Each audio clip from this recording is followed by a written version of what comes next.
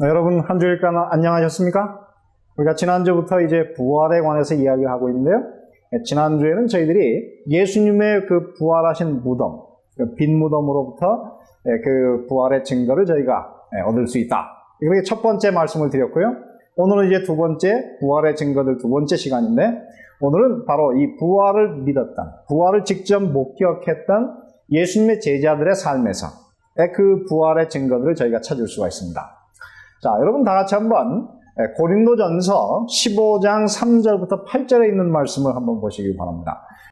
내가 받은 것을 먼저 너희에게 전하였노니 이는 성경대로 그리스도께서 우리를 위하여 죽으시고 장사 지낸 바 되었다가 성경대로 사흘 만에 다시 살아나사 게바에게 보이시고 후에 12 제자에게와 그 후에 500여 형제에게 일시에 보이셨으며 그 후에 지금까지 태반이나 살아있고 어떤 이는 잠들었으며 그 후에 야고보에게 보이시고 그 후에 모든 사도에게와 맨 나중에 만삭되지 못하여 난 자 같은 내게도 보이셨느니라. 그래서 오늘 이곳에 4번이나 보이셨으며, 사실은 헬라어로는 다 이것이 뭐냐면 과거 수동태예요. 그래서 보이심을 받았으며 그런 뜻이에요. 그 제자들이 그것을 어떻게 해요? 제자들에게 보임이 되었다, 그런 뜻입니다. 다시 말해 이것은 우리가 이런 수동태를 뭐라고 하냐면 divine passive라고 해서 하나님께서 바로 이런 일을 이루셨다 하는 것입니다. 그래서 하나님께서 선택하신 그 제자들에게 이 사실을 보여주셨어요. 그런데 예수님이 부활하신 사실을 본 이 제자들의 삶에 이 부활은 굉장히 많은 영향을 미쳤습니다. 왜냐하면 그들은 사실은 예수님이 부활하신 사실을 보기까지는 그들은 두려움에 떨었고, 그들은 굉장히 아주 참으로 자기들이 이제 인생에서 실패자처럼 되었고, 그들은 더 이상 인생에서 이제 자기들의 삶의 미래는 끝났다고 생각하는 절망에 빠진 사람들이었어요. 근데 이 사람들이 예수님을 만난 다음에, 부활하신 예수님을 본 다음에 그들의 삶은 완전히 뒤바뀌었고, 그렇게 겁이 많던 사람들이 완전히 겁이 상실되고, 두려워하던 사람들이 두려움이 사라지고 기쁨이 넘치는, 그리고 담대한 그런 증인으로 변화했습니다. 그래서 오늘 이 고린도전서 15장 9절 10절에 보면은 바로 이 부활을 직접 본 다음에, 부활하신 예수님을 본 다음에 사도 바울은 이렇게 자기의 경험에서 이렇게 쓰고 있어요. 나는 사도 중에 지극히 작은 자라 내가 하나님의 교회를 핍박하였으므로 사도라 칭함을 받기에는 감당치 못할 자로다. 그러나 나의 나된 것은 하나님의 은혜로 된 것이니 내게 주신 그의 은혜가 헛되지 아니하여 내가 모든 사도보다 더 많이 수고하였으되 내가 아니오 오직 나와 함께 하신 하나님의 은혜로라. 오늘 이 짧은 말씀 가운데 어떻게 하나님의 은혜 혹은 그의 은혜라고 하는 말이 3번입니다.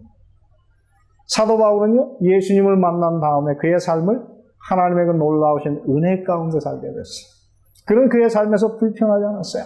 여러분께서 사도 바울의 이 바울 서신을 다 읽어보면 바울은 전혀 그 삶 가운데 불평하는 이야기가 없어요. 단 한 번도 불평하지 않고 그는 항상 하나님의 그 은혜 때문에 감사하고 감격하는 이야기가 그의 삶에 넘치게 되었는데, 그것은 바로 그가 부활하신 예수 그리스도를 만나게 되었고 예수님의 그 부르심을 받아서 부활을 전도하는, 그것을 전파하는 사람이 되었기 때문에 그는 하나님의 은혜로라.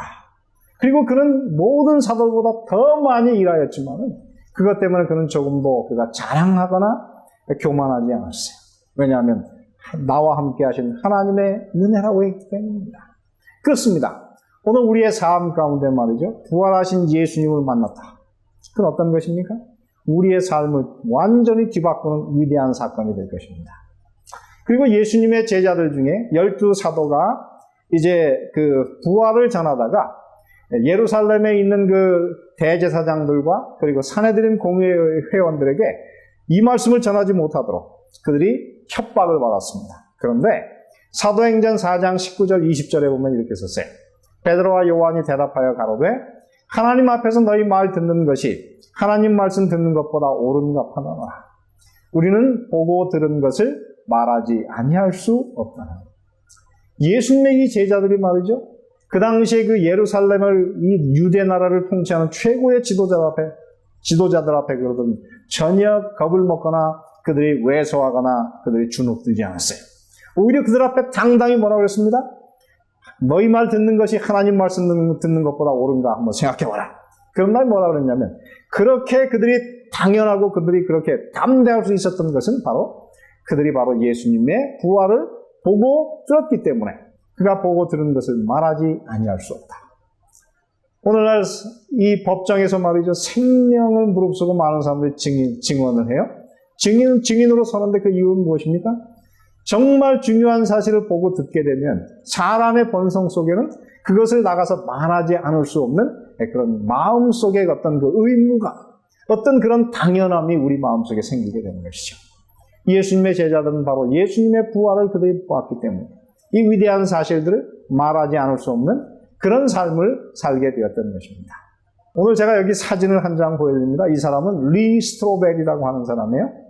이 사람은 원래 예일 대학을 졸업하고 그리고 시카고 트리뷴지에 그곳에 기자로 이제 입사를 했다가 나중에 그 시카고 트리뷴지에서 굉장히 높은 위치까지 올라가는 그런 사람이 되었습니다. 그러나 이는 무신론자였고요.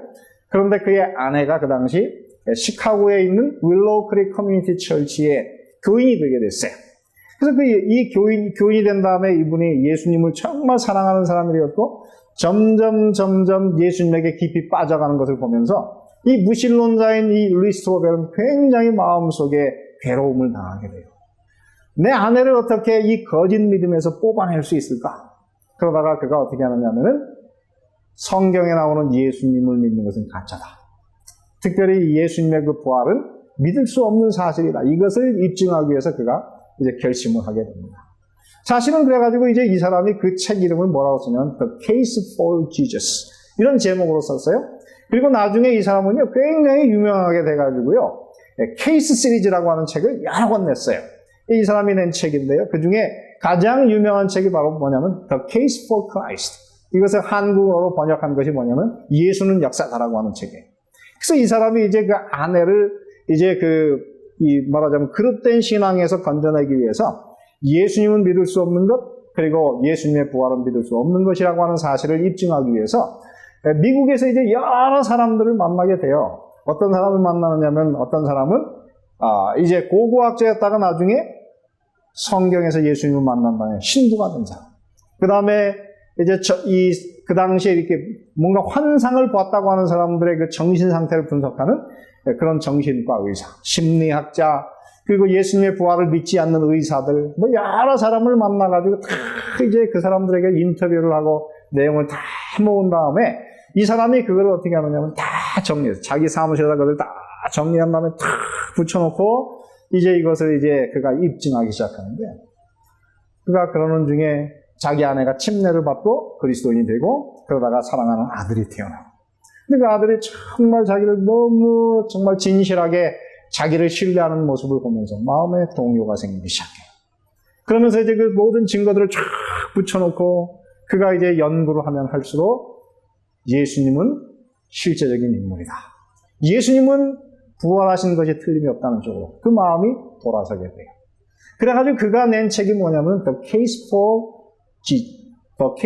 Christ. 한국어로 그것이 뭐냐면 예수는 역사다. 이 책을 만들었는데 이 책이 미국에서만 1,400만 부가 팔리는 이 책 하나 때문에 그는 굉장한 부자가 돼버렸어요. 그런 다음에 그는 계속해서 어떻게 해요? 이 놀라운 사실 때문에 그가 이제 정말 자기의 삶이 변화가 되면서 이 사람이 결국은 그 신문사를 다 이제 사직을 하고 신학교에 들어가서 이제 그가 목사가 됐어요. 그런 다음에 전 세계를 다니면서 자기가 쓴 책들을 갖다가 선전하면서 간증을 하는 일을 하는데 세상의 많은 사람들에게 이 부활에 대해서 예수님에 대해서 그가 이제 입증하는 그런 일을 하게 됩니다. 그가 쓴 책들을 보면은요 이게 번역된 책들이에요. 하나는 뭐냐면 바로 성경에 나오는 기적. 그것은 정말인가? The Case for Miracles라고 하는 책을 썼고요. 그 다음에 은혜, 하나님의 은혜. 저는 이 책을 읽으면서 너무너무 감동을 받았는데 그 책 이름이 뭐냐면 The Case for Grace라고 하는 책이고요.